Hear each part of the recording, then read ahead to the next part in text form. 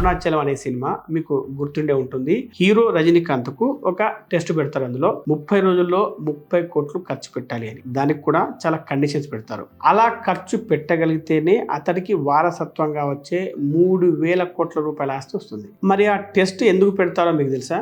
Hero యొక్క నిజాయితీని కనిపెట్టడానికి, ఇంకా హీరోకు డబ్బు యొక్క విలువ తెలియడం కోసం, అలాగే ఫేక్ రిలేషన్స్ బహిర్గతం కావడం కోసం, దాంతోపాటు అంత పెద్ద ఆస్తిని అతడు హ్యాండిల్ చేయడానికి అవసరమయ్యే మెచ్యూరిటీ తెచ్చుకోవడం కోసం. మీరు ఏదైనా ఒక కంపెనీ తీసుకుంటే అందులో ఒక డిపార్ట్మెంట్ ప్రత్యేకంగా ఉంటుంది. అదే పర్చేజింగ్ డిపార్ట్మెంట్. వారి పని ఏంటంటే సరైన వస్తువును కొనడం, సరైన ధరలో కొనడం.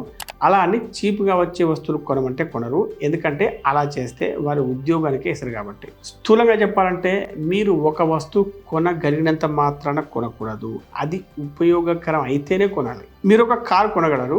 మీరు దాన్ని వారానికి ఒకసారో 15 రోజులకు ఒకసారో ఉపయోగిస్తారు. అప్పుడు దాన్ని కొనడం అవసరమా? ఆ డబ్బు ఎక్కడైనా ఇన్వెస్ట్ చేసి దాంతో వచ్చిన వడ్డీతో మీరు మీకు అవసరమైనప్పుడు బయట అద్దెకు దొరికే కార్లు ఉపయోగించుకోవచ్చు కదా.